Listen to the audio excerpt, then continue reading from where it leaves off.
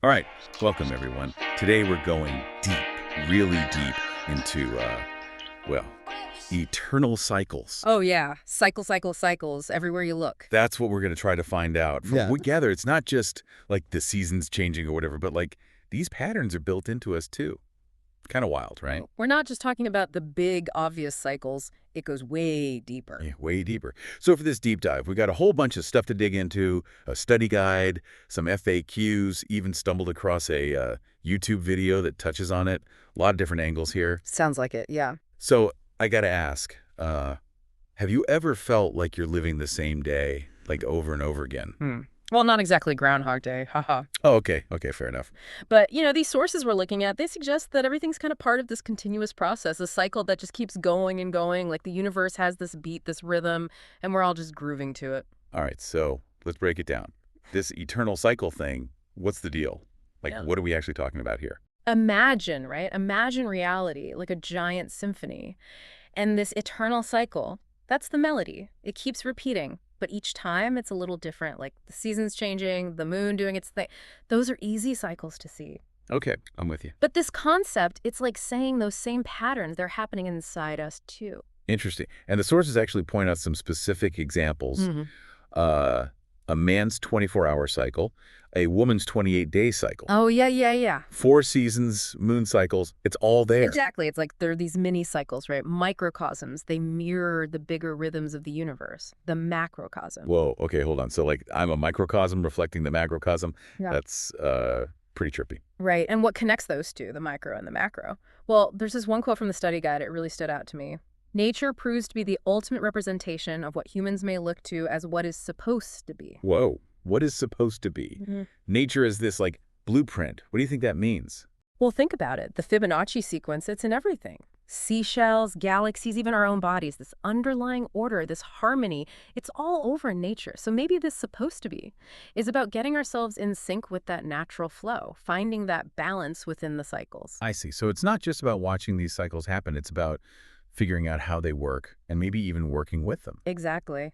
And speaking of working with cycles, the sources talk about how a woman's cycle is like a direct reflection of her state of being. Now, that's interesting. I've always thought of my cycle as, just biology. But seeing it as a reflection of my inner state, well, that adds a whole new layer to it. What are your thoughts on that? Well, it shows just how connected our physical and emotional well-being really are. It's not about like stereotypes or limitations. It's more about recognizing that what's happening inside can show up in our bodies and the other way around too. Okay, so we've got nature as this grand design, and our bodies are like tiny mirrors reflecting it. Makes sense. But where do our actions fit into all of this? If everything's a cycle, are we just along for the ride? Ah, that's where it gets really interesting. The sources introduce this idea of life as a cycle of creations. Ooh, creations. Yeah. Tell me more. I'm intrigued. What do they mean by that? Think about it like this. Every choice we make, everything we do, it creates consequences, right? And those consequences, they shape our experiences. Every choice ripples outwards, influencing the next cycle. It's suggesting we have more power than we might realize to shape our own lives. So we're not just stuck in a cycle, we're actually creating it as we go. That's kind of a lot to take in. It is, yeah, and it really flips the script on those ideas about fate or, destiny and all that. Even with these patterns repeating, we still get to choose. We get to learn, to grow. Okay, I like that.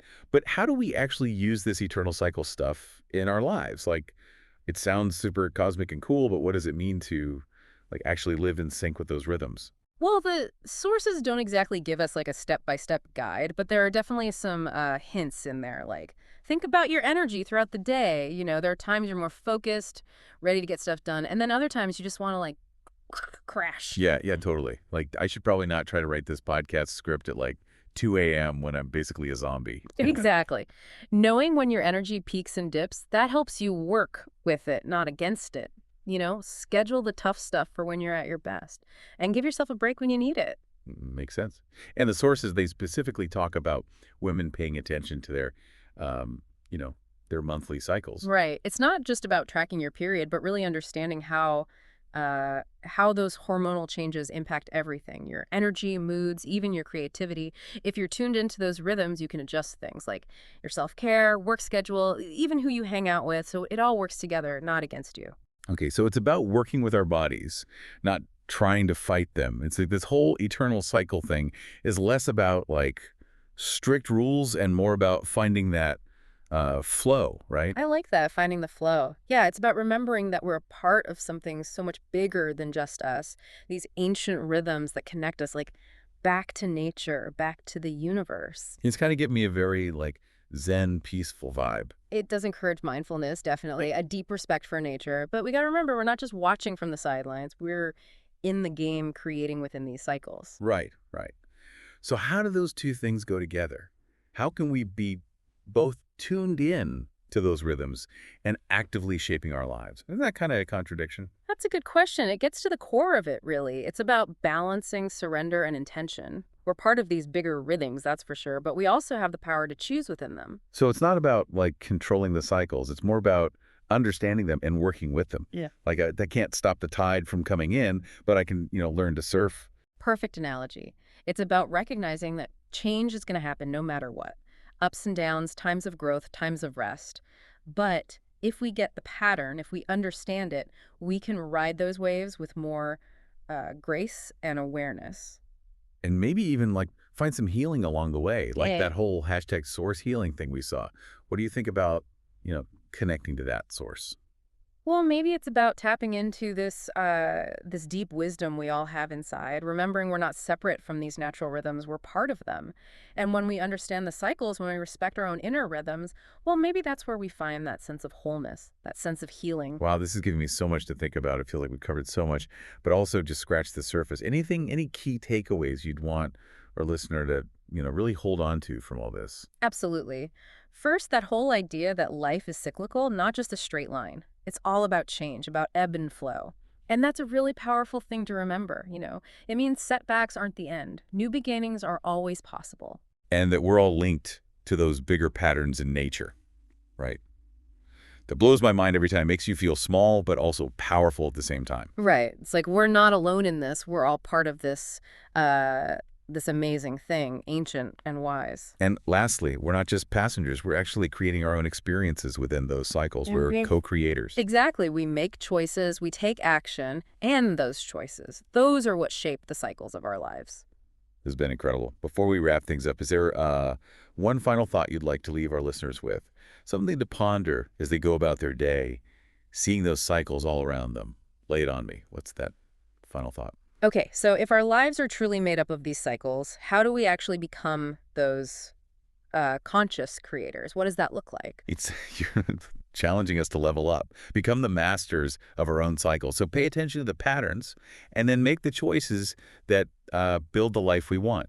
Yeah, exactly. It's about owning it, not just our actions, but the energy we bring to each cycle, Yeah. right? Are we showing up with intention or just kind of going through the motions? So it's not just what we do, it's how we do it. It's about being aware in each moment. Yes. And that takes self-awareness, tuning into our own rhythms and seeing how those rhythms interact with everything around us. It's like we become these cosmic choreographers. We learn the steps, feel the music, and then we create our own dance within that bigger flow. I love that. Yeah. It's not about forcing things to go our way. It's about understanding that natural rhythm and then, finding our flow within it. Exactly. It's pretty amazing, isn't it? We're all dancing to this like cosmic music, each with our own steps.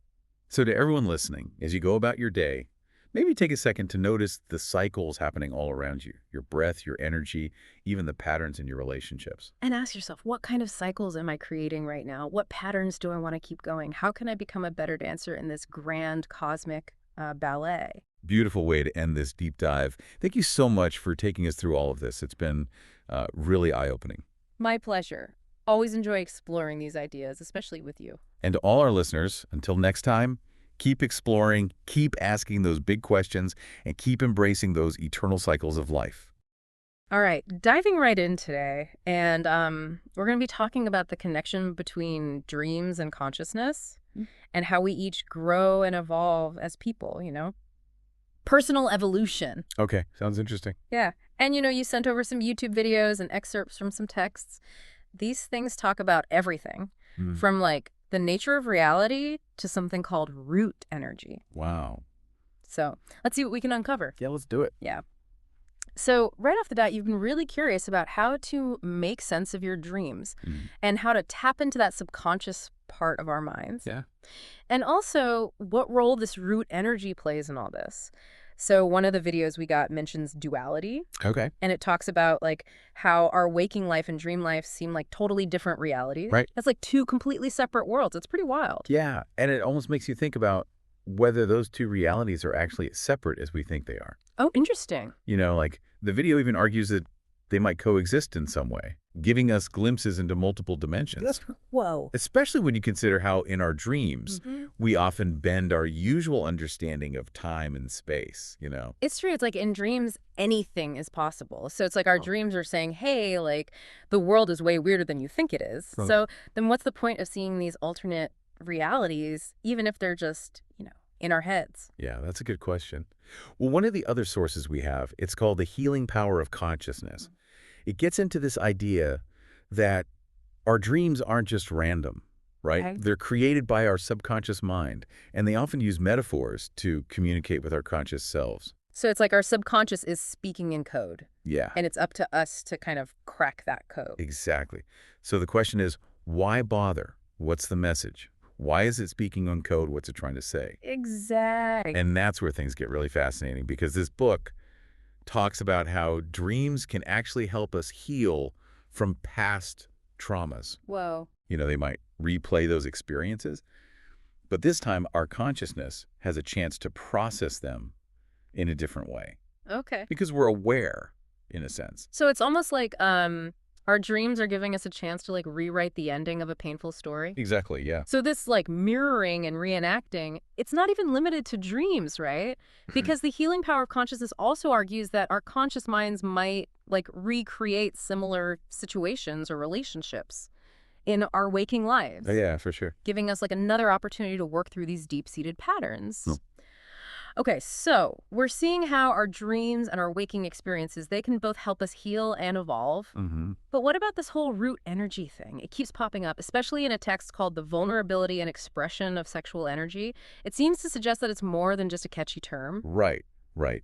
So this text explicitly links root energy with our sexual energy. Yeah.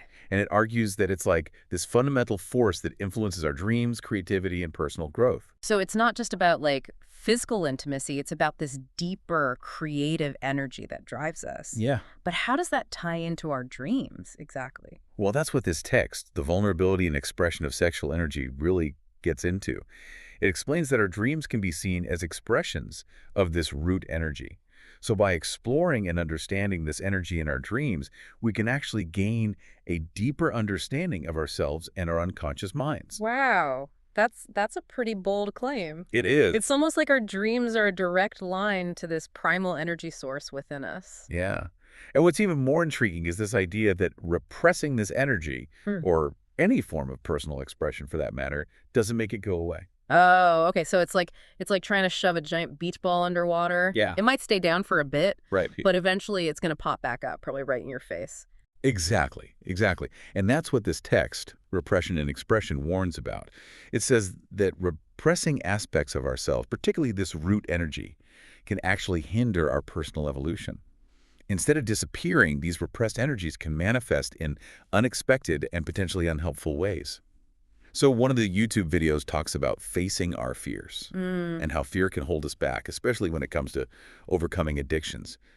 Could this be connected to repressing certain parts of ourselves? It seems like it could be, right? It's certainly possible. Fear, especially when rooted in past trauma or unresolved emotions, can lead us to suppress aspects of ourselves that we perceive as, like, dangerous or unacceptable. It's like a chain reaction. Yeah. Fear leads to repression. Repression blocks our growth, and the cycle continues until we actually confront those fears. Okay, so how do we break that cycle? Yeah. Is it as simple as just like facing our fears? Well, the YouTube video emphasizes the importance of understanding the context of our fears. Sometimes, simply understanding the root cause of a fear can be enough to diminish its power over us. So it's like knowledge is power, Yeah. even when it comes to our fears. Exactly. And remember, our dreams can offer valuable insights into those hidden fears. That's where that idea of dreams as metaphors comes back into play. Oh, right, like those recurring nightmares. Exactly, yeah. That always seem to pop up when we're stressed or anxious. The sources emphasize paying close attention to those recurring anxieties in our dreams because they often signal unresolved issues that need our attention. So it's like our subconscious is waving a big red flag saying, hey, there's something here you need to deal with. Precisely. Mm. And in one of the YouTube videos, the speaker even gives a specific piece of advice saying, if you're afraid in your dream, pay attention to the metaphors your subconscious has created because it's important that you learn from it. Okay, so we need to pay attention to both the emotions and the metaphors in our dreams. But how do we even begin to decode those metaphors? I mean, sometimes my dreams are so weird and random, it's like they're from another planet. Right. That's where things get really interesting. It's like learning a new language. Mm-hmm. The more we understand the language of our dreams, the deeper our self-knowledge becomes. So it's like our dreams are a secret code to unlock our deepest selves. Exactly. But how do we crack the code? That's a great question. And it leads us to some really practical techniques for exploring our dreams and harnessing their power for personal growth. Okay, so how do we actually start understanding this dream language? I mean, do we need to become, like, fluent in flying monkeys and talking vegetables and stuff? Well, it's not quite that literal, but it does involve a shift in perspective. Instead of getting bogged down in those really specific details in your dreams, the sources suggest focusing on the emotions that those dreams evoke and the recurring patterns that emerge. Okay, so, like, if I keep having these dreams about showing up to work naked, it's not about my hidden exhibitionist tendencies, but more about, like, the feeling of vulnerability or exposure. Yeah, exactly. That's a much more helpful interpretation than assuming you need to invest in a larger wardrobe. Right. The sources encourage us to ask ourselves, like, what emotions did this dream trigger? And what in my waking life might be connected to those feelings? So the dream is like a pointer, like directing us to areas of our lives where we might need to do some inner work. Yeah, precisely. And remember how the text, The Healing Power of Consciousness, it highlights that this whole process of healing and growth isn't limited to just our dream state. It can actually spill over into our waking lives, giving us opportunities to, reenact and potentially even rewrite these old patterns. So it's like our conscious mind is picking up where our dreams leave off, offering us a chance to actually put those insights into action. Exactly, yeah. And that brings us to, I think, a really empowering concept that's kind of woven throughout all these sources. Okay. And that's the idea that we're not just passive observers of our dreams, Okay. but we're actually active participants in shaping their meaning and their influence. So we're not just along for the ride, we're actually co-creating this whole inner landscape. Precisely. Yeah, one of the texts even suggests that we can intentionally influence our dreams through techniques like, dream incubation. Hey, hold on. Are you telling me I can, like, actually ask my subconscious a question and get an answer in my dreams? That sounds a little too woo-woo, even for me. It might sound a bit mystical, Yeah. but it's rooted in this idea that by setting a clear intention before we sleep, we can actually prime our subconscious to work on specific issues or questions. It's like planting a seed in fertile ground and seeing what sprouts. Okay, so it's not about receiving a literal answer, like delivered by a dream messenger or something. But it's more about, like, paying attention to the symbols and the emotions and the scenarios that emerge in response to our intention. Exactly, yeah. And remember how the vulnerability and expression of sexual energy emphasizes that our dreams are deeply connected to this root energy, that primal force that drives our creativity and our desires. So by tapping into this root energy, we're not just decoding our dreams, we're also connecting to a deeper wellspring of creative potential within us. And by engaging with that creative energy, we can start to see our dreams not just as passive reflections of our inner world, but as potential catalysts for growth and change in our waking lives. So how do we actually make that leap from dream insights to real-world action? I mean, it's one thing to have an aha moment in a dream, but it's another thing to actually change our behavior or make a tough decision. That's the million-dollar question. Yeah. And that's what we'll explore in the final part of this deep dive. Okay, so we've, like, uncovered this hidden language of dreams, and we've tapped into this powerful root energy. But how do we actually apply all this to our everyday lives? It feels like we've found this amazing treasure map, but we're still just standing at the starting line, you know?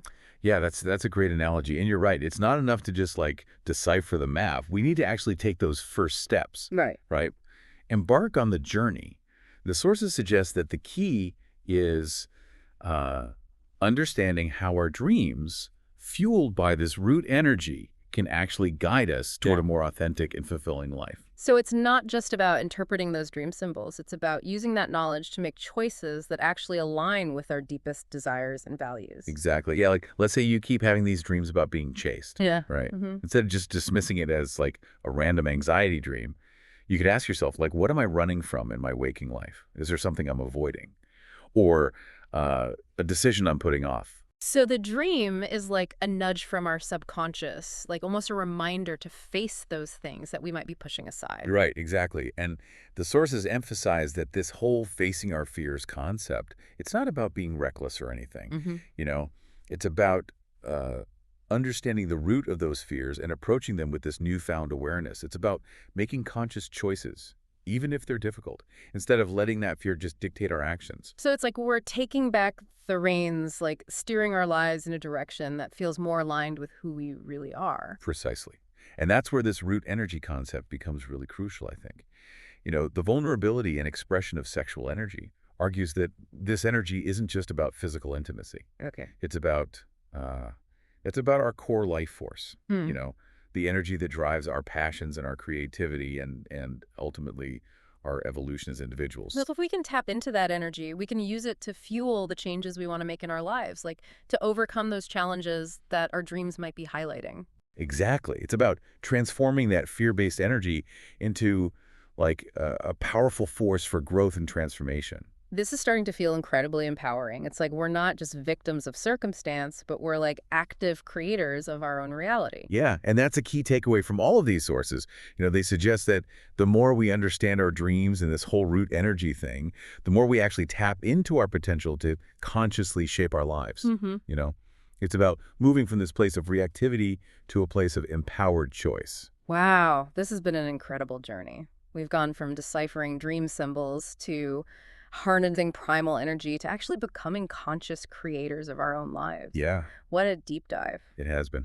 So tell me, if you could ask your subconscious mind one question through your dreams tonight, what would it be? Hmm. That's something I'll definitely be pondering tonight. To all our listeners out there, thanks for joining us on this exploration, and may all your dreams lead you toward a more authentic and fulfilling life. Sweet dreams. All right, everyone, get ready because today we are going deep on something, well, I think we've all thought about this. What is love? Hmm. We've got two sources that I think are going to help us kind of unpack all this, and they're really interesting. Okay. First, there's a study guide called Decoding Love, Understanding and Compassion. Okay. And then there's also this YouTube video from this channel, Divine Fusion 101. Okay. And the video is called Yarcha, What is Love's Understanding and Compassion? Right. And, you hear love and you're like, not another, cheesy take on love. But these sources, I think, are different. Okay. They propose that love, like real love isn't just how you feel, all those lovey-dovey feelings, but it's actually understanding and compassion. Right. So to help us really get into all of this, we have our expert on, well, all things psychology and relationships. Oh. This idea that love is understanding and compassion, it seems like it's saying that love is something you do, not just like something that happens to you, right? Yeah, for sure. I mean, a lot of people think love is just like an emotion, but these sources are saying, well, that's not really the whole story. In fact, it can even cause some problems. Like what kinds of problems? Well, feelings change all the time. So if you think love is only about how you feel, it can lead you to, I don't know, make bad decisions, maybe in a relationship or something, right? So basically, like, don't always trust your gut. Yeah, something like that. Yeah. Like, remember those, when you first start dating someone and everything's super intense, right? It's all those crazy, passionate feelings. Yeah. You might miss some red flags, But if you have understanding and compassion, it's different. It makes things, I don't know, more steady. That makes sense. So how do these sources define understanding and compassion? Like, what does that even mean in a relationship? Okay, so they break it down really well. First, there's understanding. It basically means like you get it, you get the situation. But It's even more than that, right? It's Yeah. understanding the other person, like really seeing things from their point of view. So like some kind of, I don't know, next level empathy. Yeah, you could say that. And then there's compassion. That's where, you care about the other person. You want to help them, if they're hurting or going through something. It's interesting, because I've seen relationships where one person is always trying to like fix the other person's problems. Hmm. And I wonder if that's actually compassion or if it's more about control. Oh, that's a good point. The video talks about that. True compassion is about respecting the other person, you know, giving them the space to figure things out for themselves. Yeah, that makes sense. Like you're there for them, but you're not, I don't know, taking over. Right, exactly. Okay, so, but what about like arguments and stuff? I mean, you can't avoid conflict, can you? No, definitely not. Every relationship has its ups and downs. But when you're coming from a place of understanding and compassion, Hmm. it's different. It's not about, who's right or wrong. Yeah. It's more about, trying to find a solution where everyone feels, I don't know, respected. So instead of like blaming each other, you're both trying to, see where the other person is coming from, even Exactly. if, you don't necessarily agree. Yeah, and it's also important to understand your own reactions too. Like, Yeah. why am I getting so upset? What's going on with me? Right. That self-awareness is really important. These sources also talk about something that I think is, well, kind of surprising. Okay, what's that? They say that love isn't about needing someone to complete you or, clinging to them. Wait, so you're saying love isn't about needing someone? That's like the opposite of every love song I've ever heard. Right, it's different. Yeah. What they're saying is that love is different from attachment. They're saying that attachment is usually about insecurity or maybe, wanting to control someone. But love, like real love, is about the other person's happiness, Mm. letting them be who they are. Okay, so how do you know the difference between, like good love and bad attachment? It seems, I don't know, kind of tricky. It can be. The sources, they talk about, well, looking at what's motivating you. Like, are you doing things because you genuinely want the other person to be happy? Or is it more about your own, needs and insecurities? Wow, that's a good point. It makes me wonder how often we've confused like needing someone with actually loving them. Hmm. And that kind of makes me think about, well, this idea that they talk about that love is a choice. Yeah, it is a choice. It means you're not just, swept up in the emotions. Yeah. You can actually decide to be understanding and compassionate. But if love is a choice, does that mean like you can choose to love anyone? That's a good question. Yeah.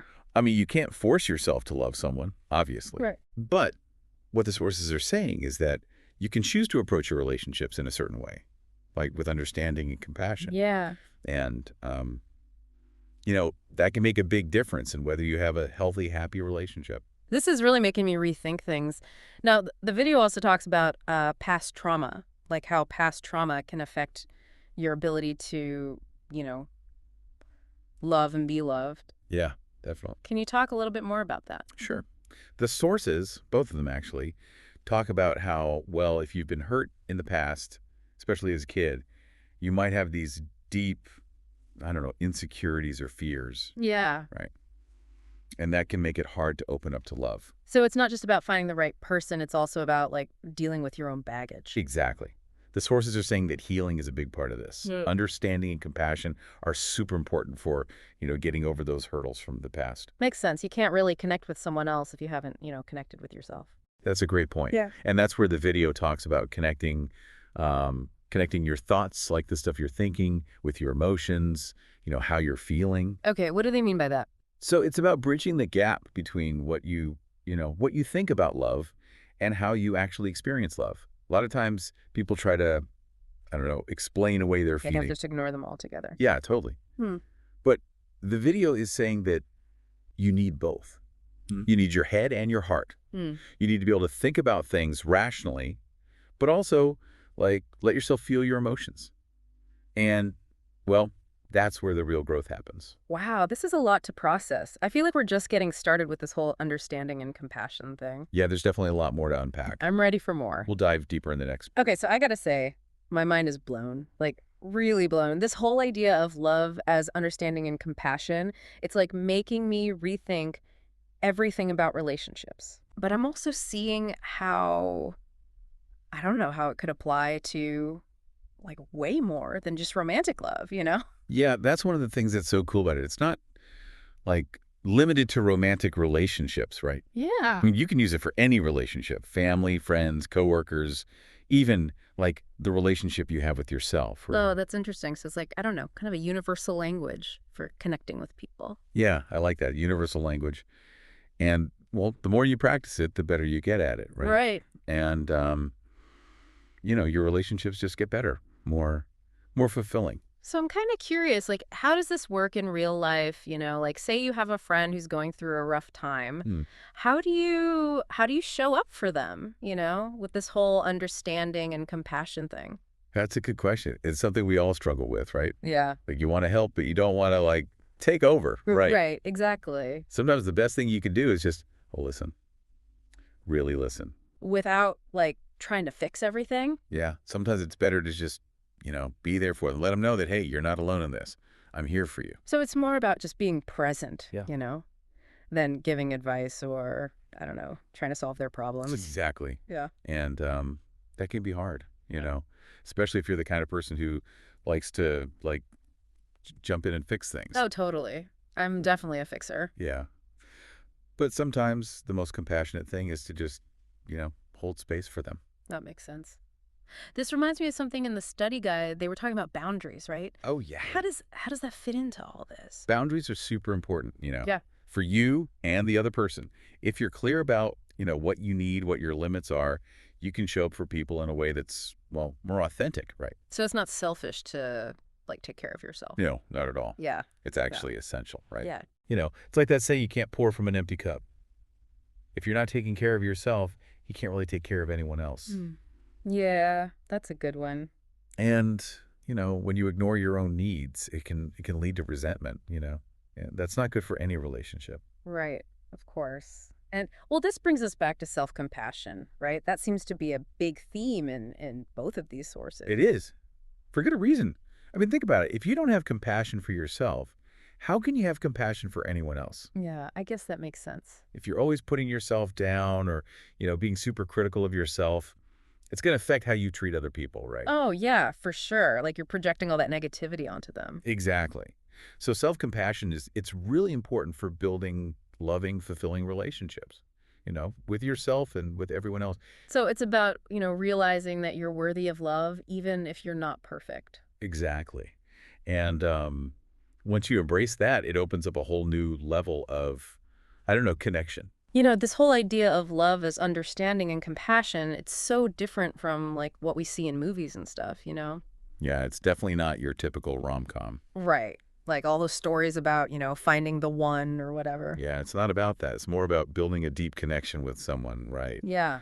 A connection that's based on respect and empathy and, you know, really wanting the best for each other. This is not about finding someone who completes you. It's more about choosing to, I don't know, grow and learn with someone. Yeah, exactly. Someone who inspires you to be your best self. I like that. It's a lot more, I don't know, empowering than the whole fairy tale thing. Yeah, and a lot more realistic. Now, I know we've been talking about, like, all the good stuff about this approach to love, right? But I don't know, are there any downsides? Like, potential pitfalls? Good question. Because it seems like, it takes a lot of work. Yeah. Like, you have to be really self-aware and, I don't know, emotionally mature to really pull this off. It's not like some magic formula. Definitely not. It's a practice. It's something Yeah. you have to work at every day. Okay, so what do you do when things get tough? Like, how do you stay committed to this, this way of thinking about love, even when it's hard? I think it comes down to self-compassion again, right? Like, Mhm. you got to be kind to yourself. You're going to mess up sometimes. Yeah. We all do. But the important thing is to, learn from your mistakes and keep trying. It's like a lifelong journey or something. It is. And, the cool thing is the more you practice, the easier it gets. Right. And the better your relationships get. And, well, the more loving and compassionate the world becomes. Right. Right.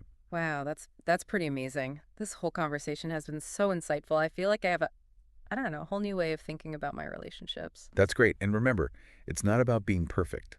Yeah. It's about, just try to bring a little more understanding and compassion to your interactions. Every day. little by little. Yeah, one step at a time. Yeah. Wow, this deep dive has really been, I don't know, eye-opening.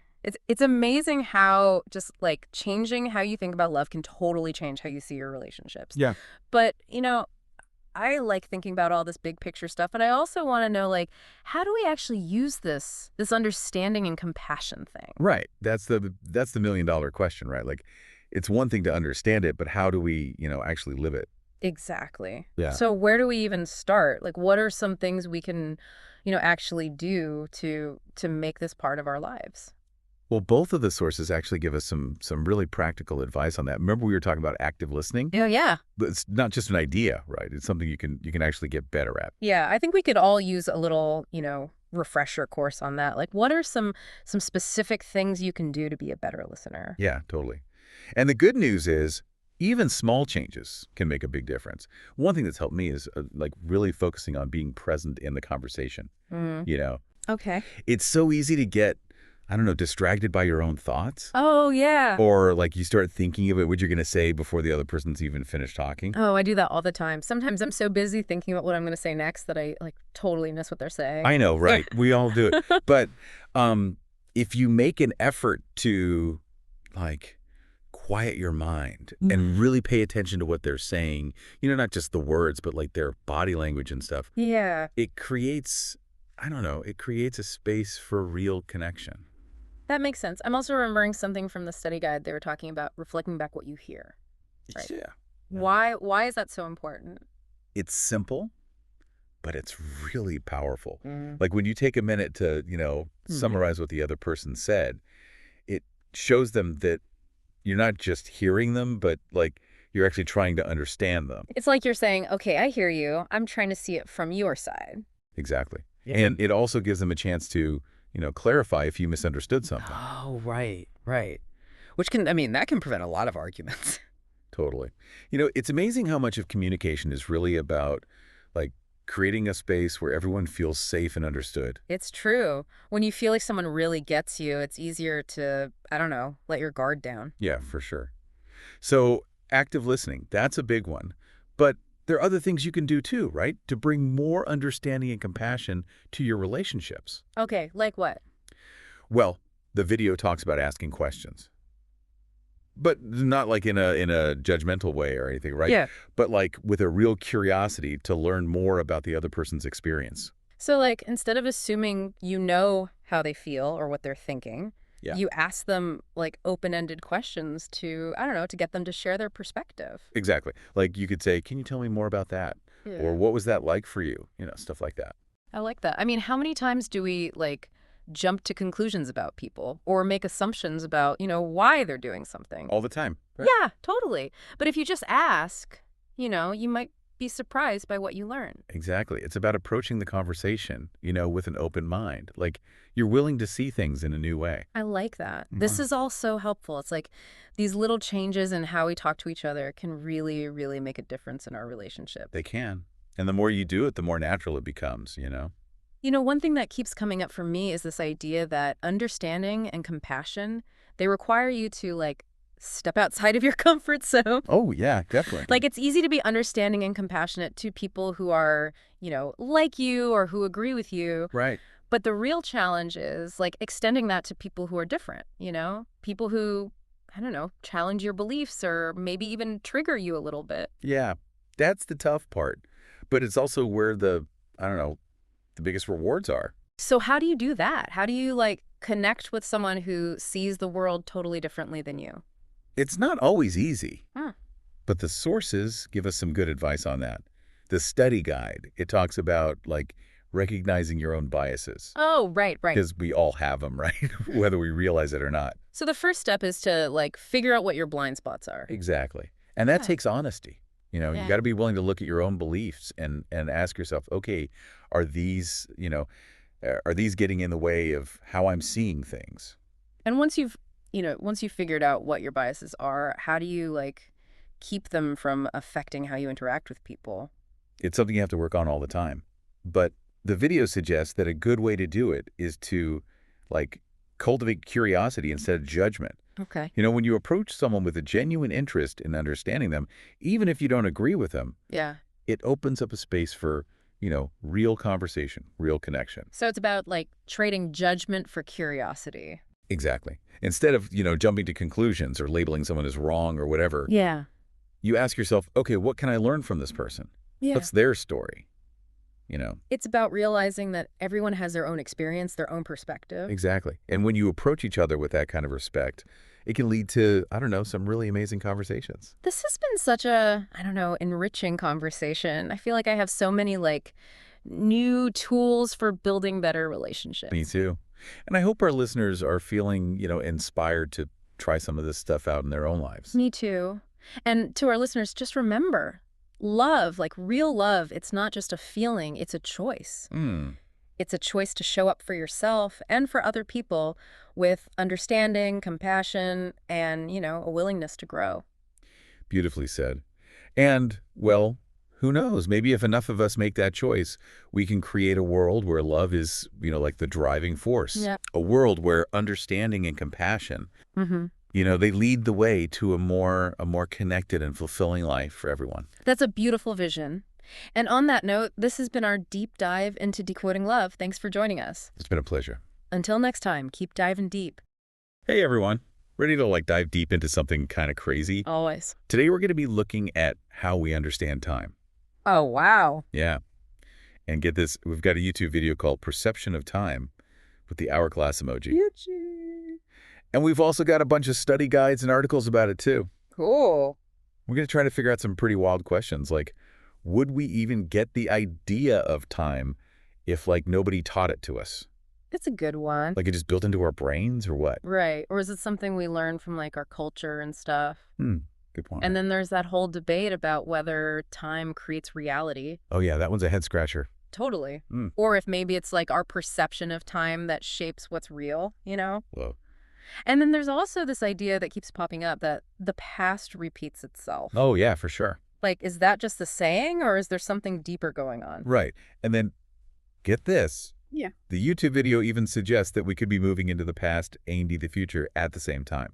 Okay, now that one is seriously mind-blowing. I know, right? Okay, so let's start with that first question about whether our understanding of time is, built in or learned. Okay, sounds good. The YouTube video really throws this one out there. Would we even perceive time if nobody ever told us about it? It makes you wonder, right? Yeah, do babies have any concept of time before we teach them about, seconds and minutes and stuff? It kind of seems like maybe not. Maybe it's more like we kind of build our understanding of time as we grow up and learn about the world. Right, maybe it's all about culture and the way our society measures and talks about time. So you're saying different cultures might actually perceive time in totally different ways? Yeah, exactly. Some cultures might see time as a circle, repeating over and over. Oh, interesting. While others might see it as a straight line, going from past to present to future. So it's not really universal then? Maybe not in the way we usually think of it. It's definitely shaped by where and how we grow up. Wow. Okay, that's already blowing my mind a little bit. But then the sources throw this other big question at us. Does time create reality, or does reality create time? It's like the chicken and egg thing, right? Totally. Which one comes first? Yeah, if time is calling the shots, if it's shaping everything that happens. It's like Puppet Master. Right. Then that means it has a huge impact on our lives. Everything is kind of predetermined in a way.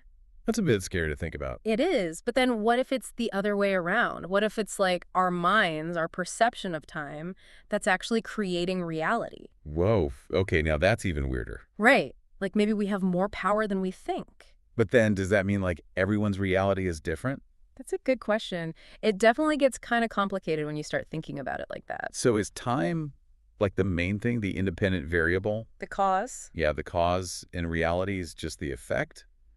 Or is it the other way around? Honestly, the sources don't really have a clear answer. They're just as confused as we are. Pretty much. But just thinking about the question, it forces us to really examine what we believe about time and how it works. Yeah, it definitely makes you think, okay, so we got to talk about that whole the past repeats itself thing. Ooh, yeah, good one. Because that's something the YouTube video and one of the study guides bring up. It's is time a straight line, or is it more like a circle or something? Right. Is history just going to keep repeating itself over and over again? Some people definitely believe that. And the study guide even says that by repeating the past, we can actually create meaning in our lives. Really? How does that work? Well, recognizing patterns, learning from our mistakes, and even drawing strength from things we've done well in the past. That kind of makes sense, I guess. It's like, yeah, time keeps moving forward, but there's also this rhythm to it, these cycles that we can learn from. So it's not all random chaos. Maybe not. Right. But then you've got things like Einstein's theory of relativity, that the study guys mention. Yeah, I've heard of that, but physics isn't really my thing. Basically, it suggests that time isn't a constant, that it can be affected by gravity and speed. Oh, really? Yeah, so even science is telling us that time is way more complicated than we might think. Okay, my brain is officially starting to hurt. But we've got to tackle this one last crazy idea from the YouTube video. The possibility that we might be moving into the past, AD the future, at the same time. All right, buckle up. This one is a wild ride. I'm ready. So, how is that even possible? Well, it really throws a wrench into that whole idea of time as a straight line, Yeah, we can travel in both directions. Right. It makes you wonder about, cause and effect and free will and if any of it even matters. Whoa, deep thoughts. The sources don't really give us any solid answers, but they do bring up this concept called eternalism. Eternalism, what's that? It's this idea that all points in time, past, present, future, they all exist at the same time. Like all at once. Yeah, it's like imagine a giant cosmic library where every moment that ever happened or will happen is a book on a shelf. Whoa, okay, I'm trying to picture that. And with eternalism, all those books already exist. We're just experiencing them one page at a time.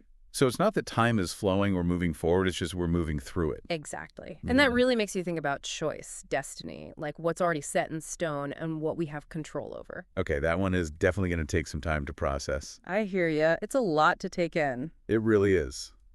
But hey, we're just getting started.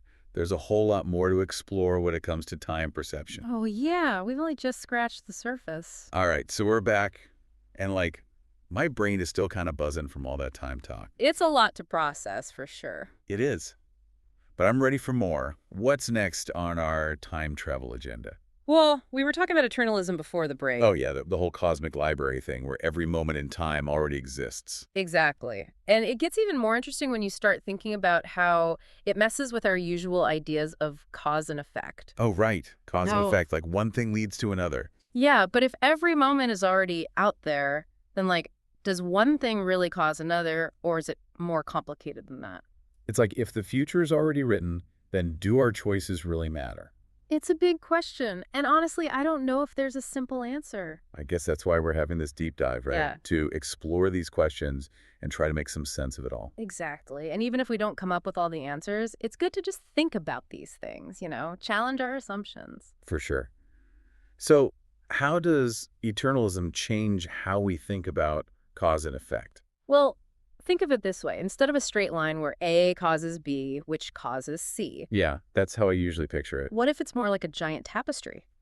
All these threads woven together, each thread representing a moment in time. Okay, I can see that. And each thread is connected to so many others, influencing and being influenced by them. So it's all interconnected. Exactly. So it's not just one thing causing another in a simple way. It's more like this complex web of relationships between all these different moments. Whoa, that's a lot to wrap my head around.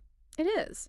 But it kind of makes sense when you think about how the past, present, and future all seem to influence each other in ways we don't always understand. Yeah, sometimes things happen that seem completely random, but then later you realize they were connected to something from your past. Exactly. It's like those threads in the tapestry. You might not see the connection at first, but it's there. This is making me think about that whole the past repeats itself thing again. Does eternalism kind of support that idea? It definitely adds another layer to it. Like maybe those repeating patterns we see aren't just coincidences, but reflections of this deeper interconnectedness of time. So it's not just that history repeats itself, but that everything is kind of repeating and echoing throughout time. That's one way to think about it. And it really makes you wonder about fate and free will, doesn't it? Yeah, if everything is already out there in that cosmic library, do our choices really matter? That's a question that philosophers have been debating for centuries. And honestly, I don't think there's a definitive answer. But eternalism definitely makes it harder to believe in free will. Yeah. It challenges us to think about it in a different way, that's for sure. Maybe instead of thinking about creating something entirely new with our choices, We're actually navigating within a set of possibilities that already exist. Okay, I think I get what you're saying. It's like imagine you're on a train. The tracks are already laid out. You can't really change the direction the train is going. But you can choose where to sit on the train. Right. You can choose who you talk to, what you look at out the window, whether you read a book or take a nap. Those choices are still up to you. So it's like the big picture might be predetermined, but we still have some freedom within that. Exactly. And even those seemingly small choices can have a ripple effect, you know? Hmm. They can influence the people around you, they can change your own experiences, and who knows, maybe they even have an impact on the tapestry of time itself. Okay, that's a much less scary way to think about it. So we're not just puppets on strings, even if eternalism is true. I don't think so. It's more like we're co-creators with time, playing our parts in this grand unfolding of the universe. That's actually a really beautiful way to look at it. It makes me feel like I have more agency, even if I'm not fully in control. And that's the thing about time perception, isn't it? The more we learn about it, the more we realize how much we don't know and how much our own perspectives shape our experience of it. Totally. It's like time is this giant mirror Yeah. reflecting back to us our own beliefs, fears, and hopes. And the way we choose to relate to time says a lot about how we're choosing to live our lives. That's deep. Okay, I need a moment to process all of that. Take your time. Time is, after all, what we make of it. You know, it's funny. Earlier, I said time was like wibbly-wobbly stuff. Uh-huh. Yeah, I remember. But now I'm starting to think it's more like a mirror. Oh. How so? Well, it shows us who we are. Like, if we're always rushing and stressed about time. Always trying to squeeze in more and more. Exactly. Maybe that says something about our priorities and how we're choosing to live. That's a really interesting point. It's like maybe we need to stop trying to control time so much. And just like be more present in each moment. Yeah, appreciate the journey, not just the destination. I love that. Yeah. Okay, I'm definitely feeling inspired to be more mindful of my relationship with time.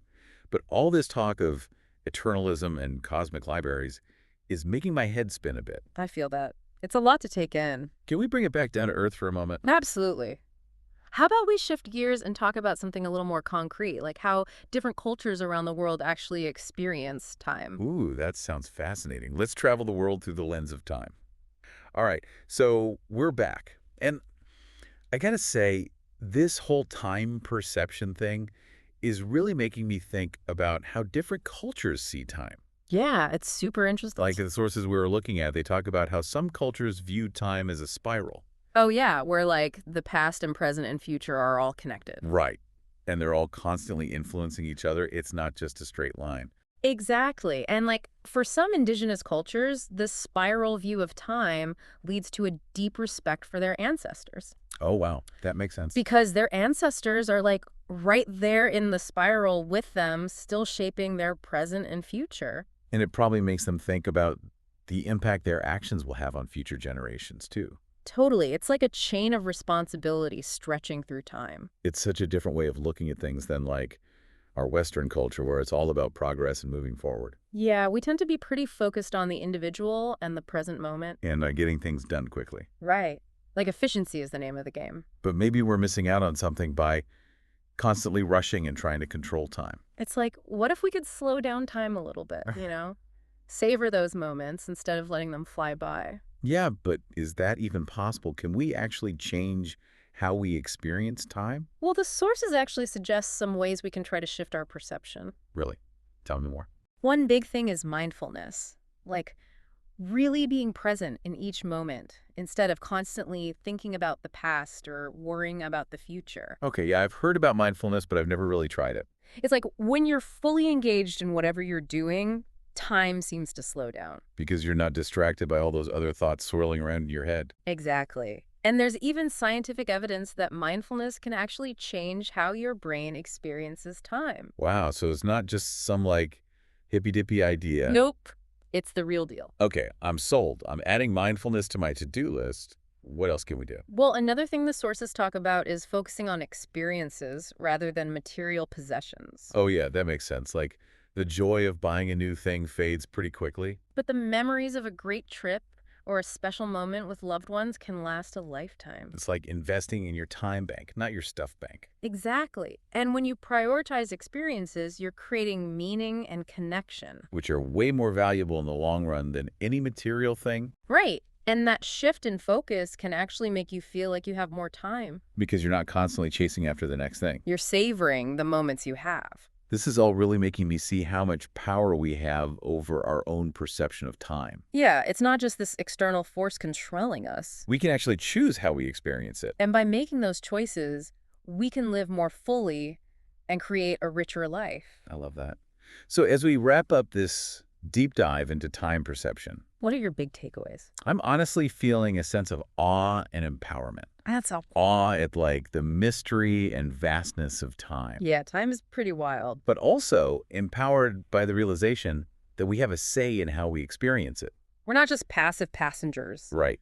We can actually shape our own journeys through time. And that's a pretty amazing thing to realize. It really is. So for everyone listening out there, I challenge you to pay attention to how you experience time in your own life. Notice what makes it speed up, what makes it slow down. And think about the choices you can make to create a more fulfilling relationship with time.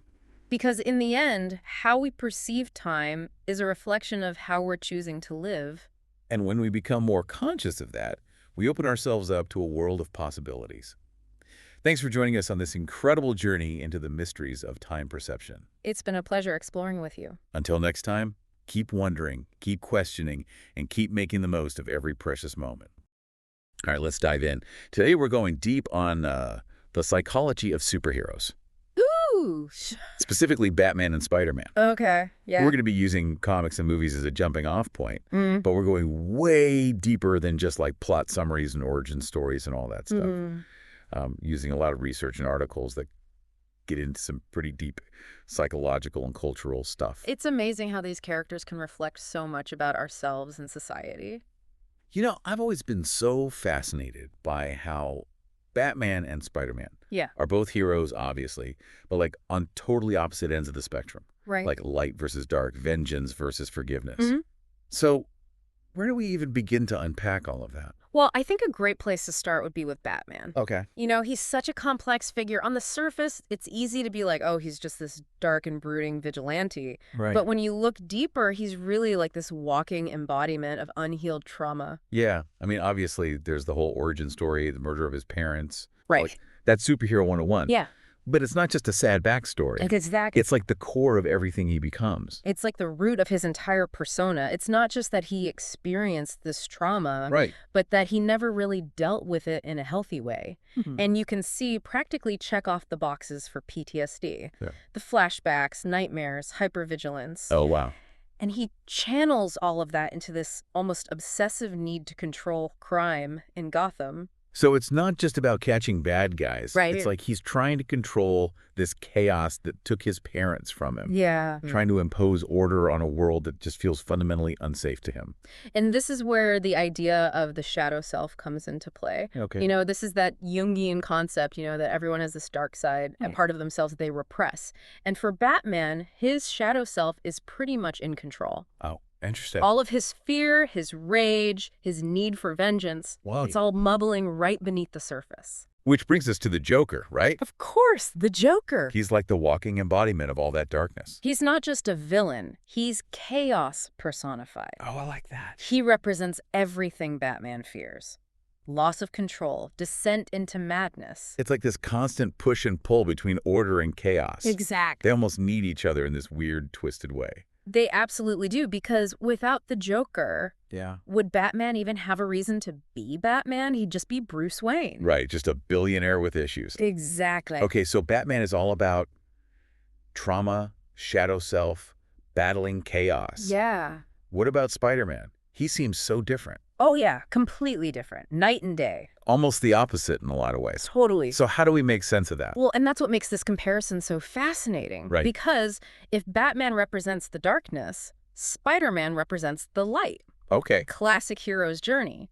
Ordinary person gets extraordinary powers and chooses to use them for good. Yeah, and it's not just that he wants to do good. There's this real sense of innocence, this purity about him. Right. Even when he faces tragedy, loses people he loves, Yeah. there's still this underlying optimism. It's the key difference, you know? Forgiveness. Spider-Man chooses to forgive, Oh. to move forward, believe there's still good in the world. doesn't let the darkness consume him. Where Batman is holding on to that pain, Exactly. using it to fuel his mission. Right, and that's a valid approach, Yeah. but it comes at a cost. Okay. Batman is constantly at war, not just with criminals, but with himself. So we have these two contrasting figures. The traumatized vigilante, the hopeful hero. Yeah, It's like two opposite paths, two different ways of responding to darkness in the world. exactly. But here's where it gets really interesting. It's like they both tap in to something we can all relate to, Right, you know, at a really primal level. It all comes back to childhood. Yeah. Both Batman and Spider-Man, different as they are, they're both shaped by those childhood experiences Wow. and the ideals that we kind of associate with being a kid. It's like Batman is driven by this like wounded inner child. Yeah, You know, all that fear and pain from losing his parents so young. right. And Spider-Man, he's like the embodiment of childlike idealism, Totally. hope, that belief that you can make a real difference. Mm-hmm. It's amazing how even these like larger than life characters, Right. they're still shaped by things that we can all connect with. It is, and it's part of what makes these archetypes so powerful. Mm-hmm. Gives us a way to explore these complex Right. themes, universal struggles through these characters. Yeah. What about you? Have you ever felt more drawn to one of these characters over the other? You know, I think I've gone through phases. Oh, yeah. As a kid, I was all about Spider-Man, Makes sense. the underdog, the relatable one. Right. But as I got older, I started to appreciate Batman more. Mm-hmm. You know, all that complexity. Yeah, the inner turmoil. Yeah. And that actually highlights another important point from the research. Okay, what's that? These archetypes, they aren't static. What do you mean? They can evolve as we evolve. Okay. So, like, recognizing which archetype you connect with Yeah. at different points in your life can actually offer a lot of insight into your own growth. Oh, interesting. Yeah. So it's not just about relating to Batman's darkness or Spider-Man's hope. Right. It's about recognizing those aspects within ourselves Exactly. and how they might be affecting the choices we make. Yeah, like if you find yourself relating to Batman's need for control, maybe that's a sign that you need to process some past hurt Okay. or like find healthier ways to deal with difficult emotions. And if you're more drawn to Spider-Man's optimism, Right. maybe it's a reminder to like stay open to the good Yeah. and use your own strengths to make a positive impact. Even in small ways, exactly. It's like both of these characters are showing us different ways to deal with the darkness. It is. And what's fascinating is how those individual journeys, their internal struggles, they're actually mirrored in the cities these heroes protect. You're talking about Gotham in New York. Exactly. Think about Gotham. Dark, corrupt, Gothic architecture. Yeah. It's practically an extension of Batman's psyche. Wow. Reflects his inner turmoil, the constant battle against his own darkness. And New York, yeah. it's vibrant, chaotic, full of life. Exactly. Like Spider-Man, always moving, always striving. They're perfect reflections of the heroes themselves. So they're not just fighting crime. Right. They're fighting these forces that exist both inside and outside of themselves. Exactly. And that's what brings us to the bigger picture, Okay. the societal implications of these archetypes. I mean, these characters and their stories. Yeah. They're like this powerful lens to view our culture and values. Like Batman's popularity, for Yeah. example, could be seen as a reflection of our own anxieties about crime, safety, you know, that breakdown of order that we see sometimes. Right. It speaks to that desire for someone, Yeah. even if they're flawed, to step up and take control. It also makes you think about our relationship with institutions, Okay. authority figures. Do we trust them to protect us? Right. Or do we want someone who operates outside the system? Someone who delivers vigilante justice. Yeah. And Spider-Man, Yeah. he represents a different kind of hope. Totally. He's a reminder that even ordinary people can make a difference. That even with chaos and tragedy, Yeah. we can choose compassion and responsibility. And his enduring popularity suggests that we haven't given up on that ideal. That we can work together to create a better world. Exactly. Like these characters, they give us a language Yeah. to talk about these complex issues, Right. to explore these different sides of humanity. In a way that feels safe and engaging. Yeah. Exactly. But what I find really interesting is this idea that we can actually use these archetypes for personal growth. It's not just about Understanding why we connect with these characters, Right. but how we can use that to actually grow and change. Yeah, it's like writing our own hero stories in a way. Exactly. Taking the best of what resonates with us, Mm-hmm. like Batman's protectiveness or Spider-Man's heart, Hmm. and blending that into our own unique approach to life. It's like taking those archetypes as a starting point, Okay. but then going beyond them. Yeah, creating something new. It's Exactly. like we're not just defined by these molds anymore. Right. We're using them to build something totally different. It all comes back to the power of storytelling, I think. Yeah, how so? Even the superhero stories that deal with dark stuff, they still offer this sense of hope. Okay. They remind us that even when things are tough, Mm-hmm. we have the potential to grow and change. To be the heroes of our own lives. Exactly. It's a pretty powerful message. It really is. So as we wrap up this deep dive into Batman and Spider-Man, I think we've only scratched the surface. Oh, for sure. There's so much more to explore. And so many other fascinating archetypes out there. Oh, yeah. Think about Wonder Woman. Oh, she's a great one. The strength, compassion, Mm-hmm. that unwavering commitment to justice. She's like a totally different kind of hero. She is. She challenges all those traditional ideas. About power and femininity and all of that. Exactly. And she's not just a superhero. Yeah. She's like a goddess, a symbol of hope. It's amazing how even these fantasy stories Mm-hmm. can teach us so much about what it means to be human. They really can. So as we come back up from this deep dive, Yeah. I want to leave you with this. What other superhero archetypes speak to you? Right. What do they say about you? Your values, your aspirations, Mhm. what kind of hero do you see in yourself? Keep exploring these stories. Hmm. Keep asking those questions. Yeah. You might be surprised at what you find. That's a great note to end on. Thanks. Until next time, keep those minds curious and those hearts open.